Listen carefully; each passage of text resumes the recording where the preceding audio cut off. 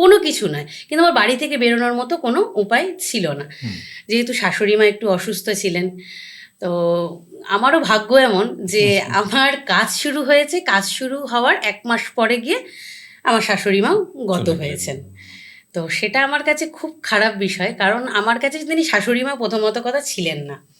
হ্যাঁ, এবার অনেকে বলতেই পারেন যে শাশুড়ি মাকে নিয়ে তো সোশ্যাল মিডিয়ায় পোস্ট তো দেখি না। দেখুন, শাশুড়ি মা, মা, বাবা এসব নিয়ে সোশ্যাল মিডিয়ায় পোস্ট করার মতো আমার মনে হয় না তাদেরকে আমি তারা কি আমাকে সোশ্যাল মিডিয়া থেকে পেয়েছে? না না না, একদম। এইবার তারা এই সম্পর্কগুলো নিয়ে তো কোনো কথা হবে না। আর দ্বিতীয়ত কথা হচ্ছে কে কি কেন, কে কেন আপনি সারাদিন, আপনি যদি গৃহবধূ হন, কিংবা আজকের দিনে দাঁড়িয়ে আমরা তো সবাই জানি চাকরি বাকরির কি অবস্থা। দেখুন, এই কেক লাইনে আসতে গেলে একদমই যে অশিক্ষিত কিংবা পেটে কিছু নেই এ থাকলে আপনি যদি ভেবে থাকেন তাহলে কিন্তু ভুল। সারাদিন বাড়িতে বসে কি করছে, এটা কেকই তো তৈরি করছে। সব থেকে প্রথম কথা হলো যে কেকটা আমরা দিচ্ছি সেটা ফ্রেশ কেক।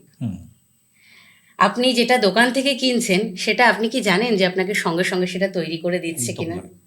কিন্তু আমরা আপনাকে গ্যারেন্টি দিয়ে বলছি যে আমরা কিন্তু 2-3 ঘন্টার মধ্যে আপনাকে ফ্রেশ কেকটা বানিয়ে দেবো।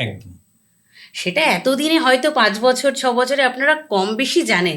এখন বনগাঁতে 100% যদি ছেলে মেয়ে কাজ করে থাকে, 90% সেন্ট জিনিস কেক ক্লাব স্টুডেন্ট একাডেমি সব স্টুডেন্ট